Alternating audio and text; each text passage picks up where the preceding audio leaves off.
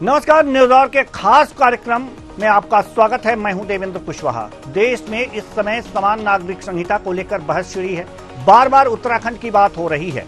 सवाल यह है कि आखिर बीजेपी उत्तराखंड को ही यूसीसी की प्रयोगशाला क्यों बना रही है। उत्तराखंड के मुख्यमंत्री पुष्कर सिंह धामी ने यूनिफॉर्म सिविल कोड यूसीसी को लेकर बड़ा बयान दिया है। उन्होंने कहा है कि आने वाले 2 फरवरी को यूसीसी ड्राफ्ट को कैबिनेट में पेश किया जाएगा। धामी ने कहा है कि कमेटी ने अपना काम पूरा कर लिया है और हमें 2 फरवरी को इसका ड्राफ्ट मिल जाएगा।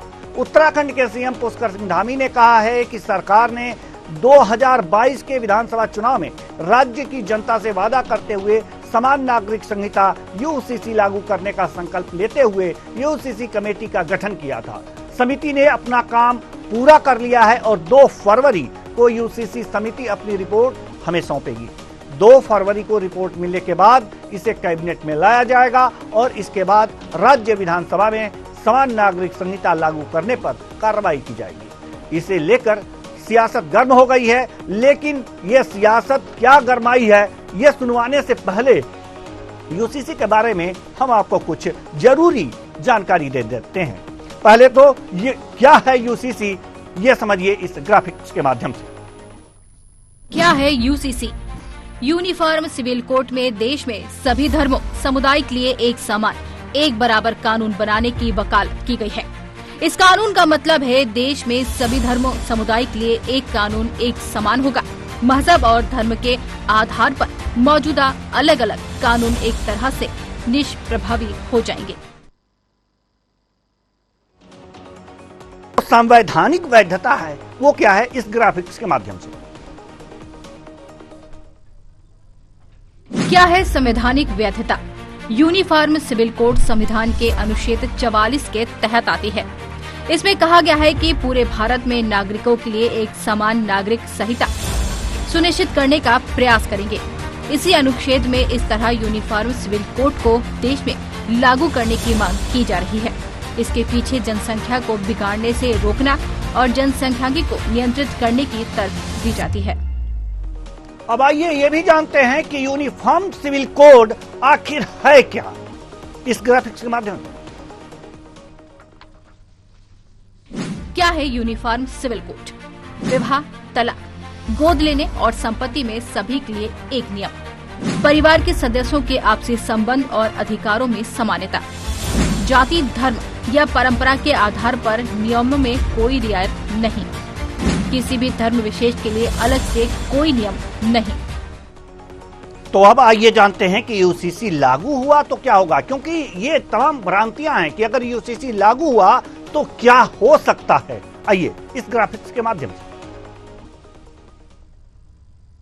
यूसीसी लागू हुआ तो क्या होगा? यूसीसी के तहत शादी, तलाक, संपत्ति, गोद लेने जैसे मामले। हर धर्म में शादी, तलाक के लिए एक ही कानून। जो कानून हिंदुओं के लिए वही दूसरों के लिए भी। बिना तलाक के एक से ज्यादा शादी नहीं कर पाएंगे। शरीयत के मुताबिक जायदाद का बंटवारा नहीं होगा। तो अब आइए हम आपको बताते हैं कि यूसीसी लागू होने से क्या नहीं बदलने वाला। यह भ्रांतियां हम दूर कर दें अपने दर्शकों की। यूसीसी लागू होने से क्या नहीं बदलने वाला, यह भी ग्राफिक्स के माध्यम से जाना। यूसीसी लागू होने से क्या नहीं बदलेगा? धार्मिक मान्यताओं पर कोई फर्क नहीं। धार्मिक रीति रिवाज पर असर नहीं। ऐसा नहीं है कि शादी पंडित या मौलवी नहीं करा पाएंगे। खान पान, पूजा, इबादत, देश भूषा पर प्रभाव नहीं। तो आपने देखा कि क्या हो सकता है, क्या नहीं हो सकता है, लेकिन अब इस बात पे राजनीति हो रही है। क्या हो रही है राजनीति, आइए जानते हैं। देखिए, क्योंकि विधानसभा का जब चुनाव हो रहा था तो भारतीय जनता पार्टी के चुनावी घोषणा पत्र में यूसीसी का जिक्र नहीं था, लेकिन जब चुनाव चल रहा था और भाजपा को लगा कि वो चुनाव हार सकती है, इसलिए उन्होंने यूसीसी का जिक्र किया है। और कई बार जो है कहते हैं कि ड्राफ्ट बन करके तैयार हो गया है और हम इस सत्र में इसको लाएंगे, इस सत्र में हम लाएंगे। लगातार तिथियां बढ़ रही है। 5 तारीख से सत्र शुरू है और यूसीसी का जो मसौदा है जब सदन के अंदर आएगा उसको पढ़ने के बाद हम कोई बात कह पाएंगे। और अगर यूसीसी में कोई ऐसी बात होगी तो निश्चित रूप से कांग्रेस उसका विरोध भी करेगी। यूसीसी हमारा इस विधानसभा का जो चुनाव 2022 में उत्तराखंड का था, उसमें हमारा संकल्प था, देवभूमि उत्तराखंड की देवतुल्य जनता के सामने हमने ये अपना संकल्प रखा। उस संकल्प को पूरा करने के लिए देवभूमि की जनता ने हमको आशीर्वाद दिया, सरकार में आने का मौका दिया और हमने ड्राफ्ट बनाने के लिए कमेटी का गठन किया। जस्टिस रंजना प्रकाश देसाई जी की अध्यक्षता में कमेटी बनी। कमेटी ने अपना काम पूरा कर लिया है और उन्होंने हमको बताया है कि 2 तारीख को वो हमको ड्राफ्ट दे देंगे और उनका ड्राफ्ट देने के बाद उसका आकलन करेंगे, उसको मंत्रिमंडल में लाएंगे। उसके बाद विधानसभा में जो विधेयक बनने की दिशा में, एक्ट बनने की दिशा में जो कार्रवाई होती है, उस कार्रवाई को हम आगे बढ़ाएंगे। तो इस पर राजनीति हो रही है। राजनीति क्या हो रही है, आज इसी मुद्दे पर हम चर्चा करेंगे कि आखिर यूसीसी जो अब करीब करीब लागू होने के करीब है, ड्राफ्ट समिति अब 2 तारीख को मुख्यमंत्री को अपनी रिपोर्ट सौंपेगी। उसके बाद कैबिनेट में उसे पेश किया जाएगा, फिर सदन में पेश किया जाएगा उत्तराखंड के, और उस पर बहस होगी। अब ये कैसे लागू होगा, किस तरह से लागू होगा, ये प्रक्रिया अब आगे बढ़ रही है। आज इसी मुद्दे पर हम चर्चा करने वाले हैं। चर्चा के लिए हमारे साथ जो मेहमान जुड़े हुए हैं उनसे आपका परिचय करा दें। आशीष सोनी, कांग्रेस प्रवक्ता, सतीश कोठारी, संवाददाता, देहरादून। सतीश कोठारी के पास हम जाएंगे। बहुत बहुत स्वागत है आपका आशीष सोनी जी हमारे साथ जुड़ने के लिए। माफ कीजिएगा आशीष सैनी जी, हम आपके पास आएंगे, लेकिन कुछ जरूरी चीजें हैं जो अपने संवाददाता से पहले हम अपने दर्शकों को अवगत करा दें। हमारे संवाददाता सतीश कोठारी हमारे साथ जुड़े हुए हैं। सतीश कोठारी, हम आपसे जानना चाहेंगे कि यूसीसी पर अभी उत्तराखंड में क्या माहौल है। हालांकि मुख्यमंत्री ने ये बातें कही हैं कि 2 तारीख को ड्राफ्ट जो समिति बनी है वो उन्हें रिपोर्ट सौंप देगी। देखिए, जिस तरीके से सीएम धामी ने ट्वीट करा है कि 2 तारीख को जो है कमेटी जो है हम मुझे वो ड्राफ्ट सौंपेंगे और 5 तारीख को विधानसभा सत्र है, उसमें जो है सत्र में ये पटल पर लाया जाएगा और पास करा दिया जाएगा। तो इसी को लेकर विपक्ष का कहना है कि अभी तक इसमें हमारे को कुछ पता नहीं कि क्या ड्राफ्ट सौंपा और क्या यूसीसी में क्या बदलाव होना चाहिए, क्या कुछ होना चाहिए, अभी कोई चर्चा नहीं हुई। विपक्ष लगातार आरोप लगा रहा है ये चुनावी मुद्दा है। हर काम जो है भाजपा सरकार चुनाव के लिए लगातार वो दबाव डालती है कि चुनाव नजदीक है तो ये होना चाहिए। जैसे राम मंदिर पे की चुनाव है तो राम मंदिर आधा अधूरा प्राण प्रतिष्ठा होनी चाहिए। वही यूसीसी में विपक्ष का कहना है कि अभी तक हमारे को यह पता नहीं है कि यूसीसी ड्राफ्ट बनाया है तो किस तरीके का बना है, क्या बना हुआ है। लेकिन विधानसभा सत्र 5 तारीख को है विशेष सत्र, तो उसमें जो है पटल पे लाना है। अब हम वही कांग्रेस लगातार आरोप लगा रही है कि जब तक ये पता न लगे कि सभी विपक्षी दल, कांग्रेस ही नहीं सभी कि क्या है इसमें यूसीसी में क्या है, प्रक्रिया हुई है, क्या नहीं हुई है जी। जब तक इस ड्राफ्ट के अंदर क्या है कुछ पता नहीं है और जब तक पता नहीं लगेगा तब तक कुछ कहा नहीं जा सकता। अच्छी बातें हैं अभी संतोष कर रही है जो विपक्ष है उत्तराखंड में, जो कांग्रेस है ये इंतजार कर रही है कि वो सदन में पेश हो, उसके बाद से हम देखें कि आखिर उसमें है क्या। तो अगर जो अच्छी चीजें नहीं होंगी उसका विरोध किया जाएगा। अच्छी बात है, ये होना भी चाहिए। हमारे साथ सुनीता विद्यार्थी जो कि बीजेपी प्रवक्ता है जुड़ चुकी हैं। बहुत बहुत स्वागत है आपका हमारे इस कार्यक्रम में। धन्यवाद जी। यूसीसी पे चर्चा हो रही है और सीएम पुष्कर सिंह धामी ने आज ये बातें कही हैं कि 2 फरवरी को ड्राफ्ट समिति जो है, ड्राफ्ट कमेटी, वो रिपोर्ट सौंप देगी और जल्दी ही इसे लागू कर दिया जाएगा। जी, क्या लगता है आपको ये जब यूसीसी की ड्राफ्ट कमेटी ड्राफ्ट सौंपेगी उसके बाद से इतनी आसानी से लागू हो जाएगा? क्योंकि इसे सदन में भी जाना होगा, वहां भी चर्चा होगी, उसके बाद ही कुछ हो सकता है। जी देखिए देवेंद्र जी, यूसीसी को लेकर हम लोग जो है 1 साल से पूरा जो है होमवर्क कर रहे हैं और लगातार जो है हमने हर जनपद में यूसीसी के विषय में सभी से सुझाव मांगे हैं, सभी जगह बैठकें की हैं, सर्वदलीय तक बैठकें तक हुई हैं और सभी लोगों ने अपने अपने सुझाव इसमें रखे हैं। किसी भी जाति के हों, वर्ग के हों, किसी भी धर्म के हों, पंथ के हों, सभी लोगों ने इसमें अपने सुझाव दिए हैं और जो भी लीगल एक्सपर्ट हैं उनकी अध्यक्षता में ये सारी चीजें हुई हैं और बहुत बुद्धिजीवी लोग जो हैं वो यूसीसी की ड्राफ्टिंग कर रहे हैं। तो यहाँ पर कांग्रेस पार्टी का तो 1 साल से हम यही सुनते आ रहे हैं कि ये तो केंद्र का विषय वस्तु है, इसका राज्य से कोई लेना देना नहीं, इसके आगे ये लोग बढ़े ही नहीं। तो जब बढ़े ही नहीं तो फिर आप क्या एनालिसिस कर पाएंगे जब आपको उसका आपने लिटरेचर तक नहीं किया। तो यहाँ पे जो विषय है वो ये है कि भारतीय जनता पार्टी जो करती है, जो बोलती है वो करके दिखाती है, उसका डर कांग्रेस को सताया हुआ है। हर चीज को ये कहते हैं ये चुनावी मुद्दा है, चुनावी मुद्दा है। अरे तुम भी चुनावी मुद्दे के लिए कर लो, कुछ तो करो धरातल पर। इन्होंने तो कुछ भी नहीं करना है। हम चाहे आज करें, कल करें, परसों करें, 1 साल में करें, 5 साल में करें, इनका हर बार का यही रोना रहता है कि ये चुनावी मुद्दा है, चुनावी मुद्दा है। अरे तुम नहीं उतर रहे हो चुनाव में विपक्ष के तौर पर, तुम क्यों नहीं ला रहे हो कोई चीज, तुम क्यों नहीं सहयोग कर रहे हो? तुम बैठो वहां पे बताओ कि ये चीज इसमें गलत है और ये सही है। लेकिन नहीं, जब विरोध करना ही नियति बन गई है, सार्वजनिक होगी तभी तो उसमें ये कुछ कह पाएंगे। अभी तो ये कुछ जानते ही नहीं है कि उसमें क्या है, क्या गलत है, तो पहले से ही क्या बोले।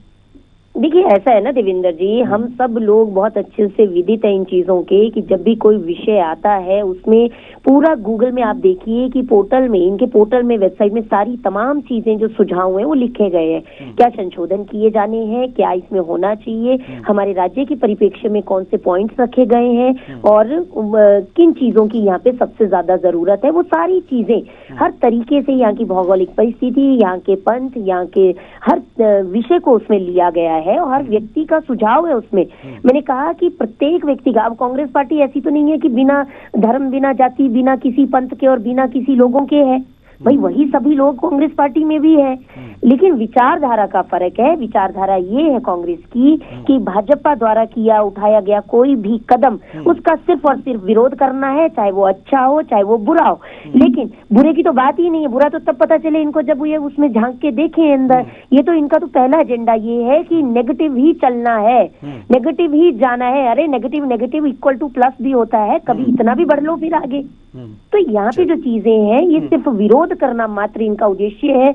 इनका बिल्कुल ये उद्देश्य नहीं है कि हम अपनी, इसमें ऑनलाइन भी सुझाव मांगे गए हैं, आप बताइए उसमें आप दीजिए जो अगर आपके पास है। लेकिन आपने, ऐसा नहीं कि कांग्रेस पार्टी के लोगों ने सुझाव नहीं दिए हैं, लेकिन क्या है कि विपक्ष के तौर पर जो सामने राजनीतिक पृष्ठभूमि में रहना है, उसमें अपने आकाओं को दिल्ली में खुश करना है, उसमें साफ ये कहना है कि नहीं जी भाजपा प्रदेश उत्तराखंड जो भी निर्णय लेगा हम उसका विरोध करेंगे, हम विरोध करेंगे चाहे जो अच्छा ही हो रहा हो मेरी जनता का। तो ये इनकी नियति बन गई है। मैंने कहा ना, नियति का ही फर्क है, सिर्फ नियत का फर्क है। भाजपा जो बोलती है वो करके दिखाती है। भाई समान नागरिक अधिकार से इनका क्या नुकसान हो रहा है? कांग्रेस पार्टी बता दे, जो अधिकार एक पार्टी को होगा वो दूसरी पार्टी को होगा, जो अधिकार लोगों को होंगे वो इनके लोगों को भी होंगे। क्या ये अलग है?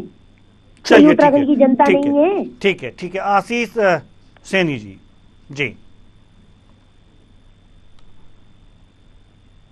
सुनीता विद्यार्थी जी जो प्रवक्ता है भारतीय जनता पार्टी की, लगता है अपना वक्तव्य घर से याद करके आएगी और सीधा आप ही में उतर भी है।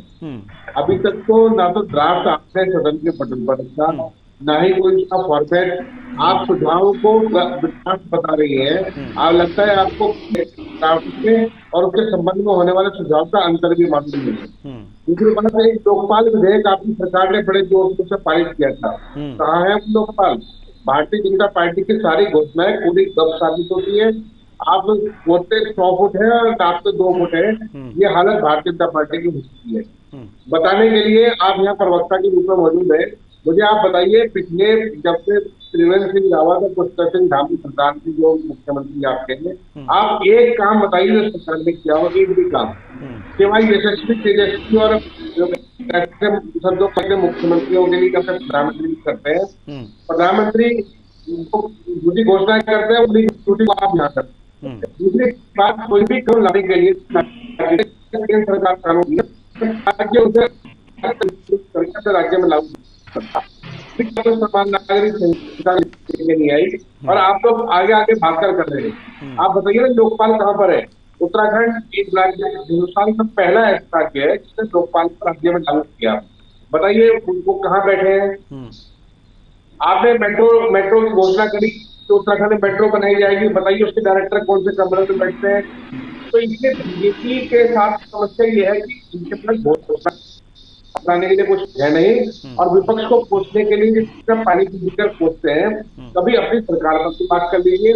और आप ये बताइए कि लोकपाल विधेयक के बाद ये दूसरी की बात कर रहे हैं कि जनगणना विधेयक की बात करेंगे लेकिन जनगणना की बात नहीं कराएंगे। जातिगत जनगणना पे भारतीय जनता पार्टी का क्या रुख है वो स्पष्ट नहीं करेंगे। चलिए, मूल निवास तो स्थायी निवास के अंतर नहीं, आपके कहने का तात्पर्य, आपके कहने का तात्पर्य आशीष जी जानते हैं और बनाना जानते हैं। आशीष जी, आपके कहने का तात्पर्य तो यही है ना कि प्रवक्ता हो तो भाजपा के दफ्तर पर आपके कहने का तात्पर्य तो यही है ना सर कि ये जो भी बीजेपी कानून लेकर के आती है, लागू करती है, बस वो एक सोसेबाजी होती है, उससे कोई जनता को लाभ नहीं होता। और जैसे लोकपाल मेरा सिर्फ ये संदर्भ था कि ये कानून लाते हैं, इसे लागू करते हैं, लेकिन अगर हम एक सवाल खड़ा करते हैं तो ये विपक्ष को कोसने का काम पहले करना शुरू करते हैं। भाई आप कानून का ड्राफ्ट सामने रखिए तो सही। हमारे 19 विधायक है कांग्रेस पार्टी के, वो उस पर चर्चा करने के लिए पर्याप्त है, लेकिन यदि आप प्रवक्ता है भारतीय जनता पार्टी की और आप में दम है और अगर आप मानते हैं कि मुख्यमंत्री भाकड़दानी है तो आप सोमवार को सत्र चलाइए ना, ताकि मुख्यमंत्री जवाब दे सके। जब से ही सरकार आई है और ये मुख्यमंत्री यहाँ पर बैठी है, सोमवार के दिन सत्र चलता ही नहीं है। मुख्यमंत्री ने आज तक इस सवाल का जवाब दिया। आपने हिम्मत है तो आने वाले सोमवार को मुख्यमंत्री जवाब दें। जी, सुनीता विद्यार्थी जी जवाब दीजिए इनके। जी देखिए, ऐसा है, इनके आवाज में तो इको आ रहा था। आप प्रश्न पूछिए क्या है।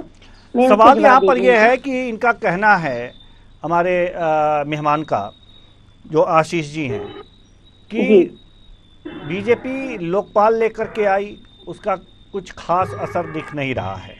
अब ये भी लेकर के आई है और कोसने का विपक्ष को कोसने का काम बीजेपी कर रही है। अभी ड्राफ्ट में क्या है ये पता ही नहीं है और पहले से कि हम अब क्या करेंगे क्या नहीं करेंगे, इस पर कोसने का काम शुरू कर दिया बीजेपी ने।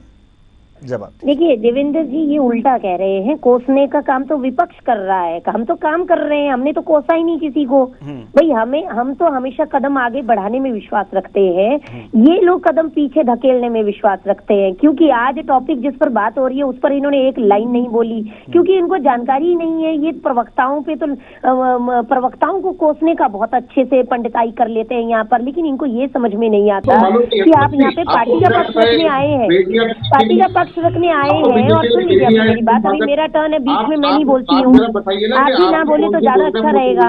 मुख्यमंत्री इस तरीके से आप डिबेट को डिरेल ना करें। अभी बात सुन लीजिए जो जनता के लिए आवश्यक है। देखिए, हमारी पार्टी, जब हमने अपना घोषणा पत्र रखा था, प्रायोरिटी में हमने यूसीसी का पॉइंट रखा था कि हम इसको लेकर आएंगे और इस विषय पे हमने मैंने कहा कि पूरा होमवर्क किया। हर जनपद में जाके हमने ब्लॉक स्तर पे इसकी बैठकें की, हर बुद्धिजीवी से हमने सुझाव लिए। अब अगर ये बुद्धिजीवी है ही नहीं और जब इनको डर लगता है कि हमारे आकाओं को पता ना लग जाएगी हम कोई सुझाव देना चाह रहे हैं, तो भैया ये हमारी सिरदर्द नहीं है, ये आपकी सिरदर्दी है। दूसरी बात, ड्राफ्टिंग हो गई है, किसी चलते फिरते नॉन टेक्निकल लोगों ने तो वो बनाई नहीं है, वही उसी के एक्सपर्ट जो लीगल एक्सपर्ट्स हैं, जो जज रिटायर्ड है, उनकी अध्यक्षता में ये सारी चीजें हुई हैं। तो इसमें आप इफ बट एल्स भी नहीं लगा सकते हैं। भाई राहुल गांधी की तरह थोड़ी ना हो रहा है कि कभी आलू से सोना बना लो, कभी कोयले में क्या बोलते हैं स्टोव में कोयला डाल के चाय बना लो।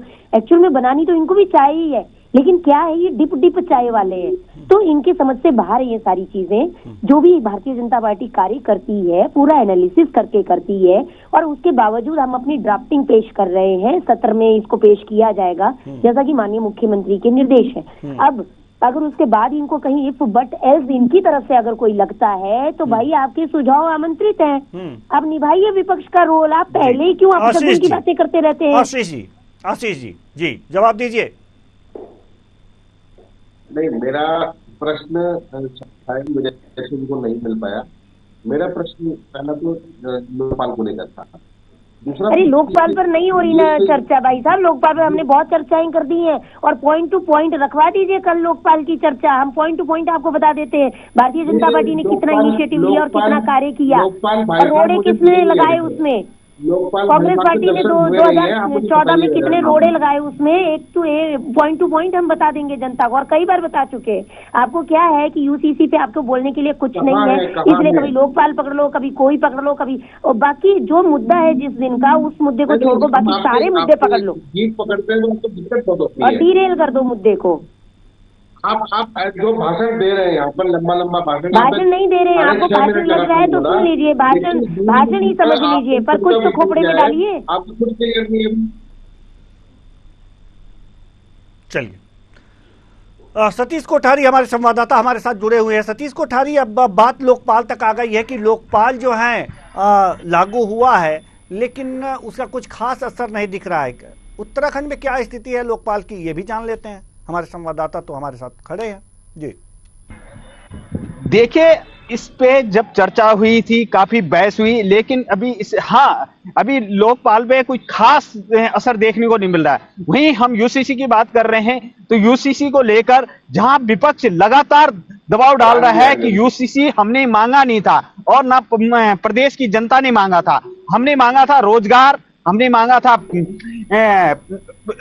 और शिक्षा, स्वास्थ्य। लेकिन वहीं भाजपा का कहना है कि हम यूसीसी जो वादा कर रखा है यूसीसी को लेके आएंगे और उस पब्लिक का भला करेंगे जो आज दर दर भटक रही है अपनी न्याय व्यवस्था के लिए, अपने हर जैसे हम समान नागरिकता से ये होगा, कहता है प्रदेश में जैसे कि हर किसी को बारे में कानून उत्तराखंड में चर्चाएं हो रही हैं। सतीश, यूसीसी के बारे में उत्तराखंड में चर्चाएं हो रही हैं, तो आम लोगों की क्या राय है? आपने जानने की कोशिश की कि हाँ यूसीसी पर कुछ तो चर्चाएं हो रही हैं, सरकार लागू करने वाली है, तो जरूर उत्सुकता बस चर्चाएं हो रही होंगी, चाय की टपरी पर, चाय की थड़ी पर, ये जगह हो रही होंगी चर्चाएं। तो क्या चर्चाएं, आम जन में क्या बातें हो रही हैं? देखिए, इसमें मिली जुली चर्चाएं हैं। कुछ लोग तो ऐसे हैं, कुछ संगठन ऐसे हैं जिनका कहना है कि यूसीसी लागू नहीं होना चाहिए और कुछ लोग ऐसे हैं कि हाँ अच्छी बात है, समाज का भला होगा। लेकिन कुछ लोग ऐसे भी हैं जिनका यह कहना है कि ये कोई है नहीं, हमें जो चीज चाहिए, हमें चाहिए मूल निवास, हमें चाहिए भू कानून, हमें चाहिए रोजगार। कुछ लोग ये भी हैं कि हमें इन विषयों पर चर्चा चाहिए, ना कि यूसीसी पे। क्योंकि आज अगर पब्लिक की बात करें तो यहाँ पे मूल निवास और भू कानून के लिए भी लगातार प्रदर्शन हो रहे हैं, तो लोग इन पे चर्चा कर रहे हैं। और यूसीसी को लेकर जो है कुछ संगठन ये भी हैं कि यूसीसी लागू होना चाहिए, प्रदेश में उस पब्लिक का भला होगा जो दर दर की ठोकरें खा रही है। चलिए, ठीक है। हमारे साथ कांग्रेस प्रवक्ता आशीष जी हैं। आशीष जी, क्या लगता है आपको कि वास्तव में यूसीसी लागू होने से पब्लिक का भला नहीं होगा? नहीं, यूसीसी के जो प्रावधान आपके टीम ने जो बताए उस पर किसी को कोई आपत्ति नहीं है और उसमें किसी को कोई कष्ट नहीं है, ऐसे प्रावधान है तो।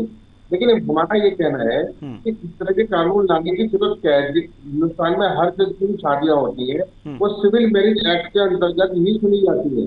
यदि वो धार्मिक आधार पर शादियां हुई है अगर, और कल को अगर उनमें कोई इशू होता है, कोई कानून तो वो हमेशा रजिस्टर्ड कराई जाती है। जैसे अगर हिंदू मैरिज एक्ट के हिसाब से किसी ने शादी की है और वो विदेश जाने लगे तो उसको आवश्यकता होता है तब अपनी शादी को रजिस्टर्ड कराना।